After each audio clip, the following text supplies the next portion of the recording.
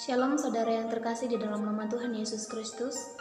Pada hari ini kita akan merenungkan kembali kebenaran firman Tuhan. Kita persiapkan hati dan pikiran kita berdoa. Tuhan Yesus, kami bersyukur untuk waktu dan kesempatan yang Tuhan berikan pagi kami.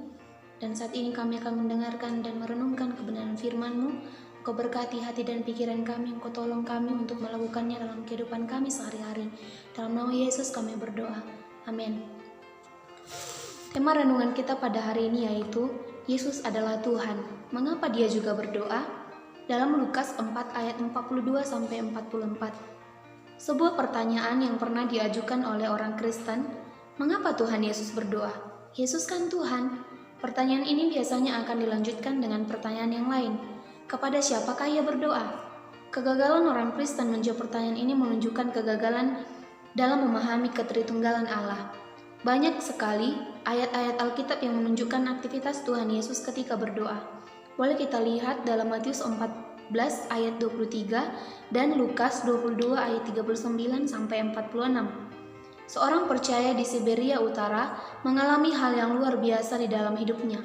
Karena ada anak-anak Tuhan di belahan dunia yang lainnya sedang berdoa untuk dia yang sebelumnya tidak pernah dia kenal.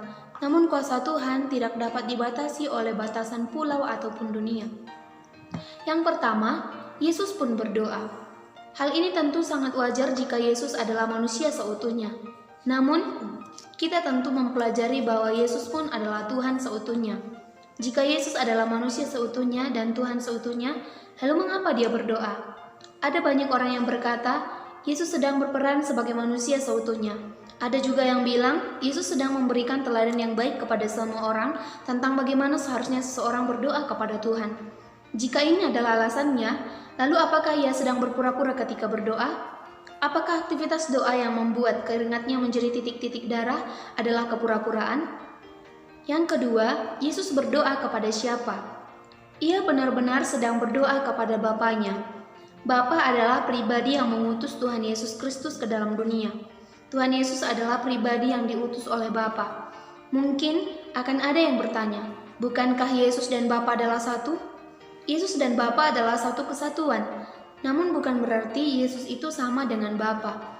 Yesus bukan Bapa dan Bapa bukan Yesus, tetapi mereka adalah satu. Mengapa Yesus harus berdoa kepada Bapa?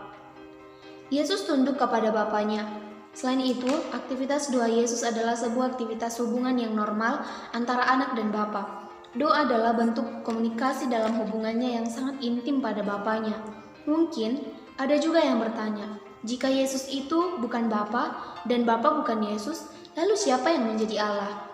Yesus adalah anak Allah dan Bapa adalah Allah Bapa. Mereka adalah pribadi yang berbeda, tetapi berada dalam satu kesatuan Allah Tritunggal. Mungkin ada yang bertanya kembali, jika demikian berarti Allah kita ada dua. Allah Anak dan Allah Bapa. Bukankah Allah itu Esa? Hal terpenting yang bisa kita pelajari adalah kesungguhan Yesus dalam menaati Bapanya. Benar-benar dilakukan dalam keterbatasannya sebagai manusia. Ia benar-benar bergantung kepada Bapanya dalam doa sehingga ia dikuatkan dalam melalui segala penderitaan yang akan ia hadapi. Tuhan Yesus tidak bersandiwara ketika berdoa di Taman Getsemani. Ia benar-benar ketakutan. Ia benar-benar hampir putus asa. Namun ia tetap setia tunduk pada Bapanya dan akhirnya mampu menebus semua dosa-dosa kita. Kita sangat membutuhkan dapat berkomunikasi dengan Bapa kita. Jangan menjadikan doa hanya sekedar sebuah kebiasaan saja, namun kebutuhan. Demikian kebenaran firman Tuhan, kita berdoa.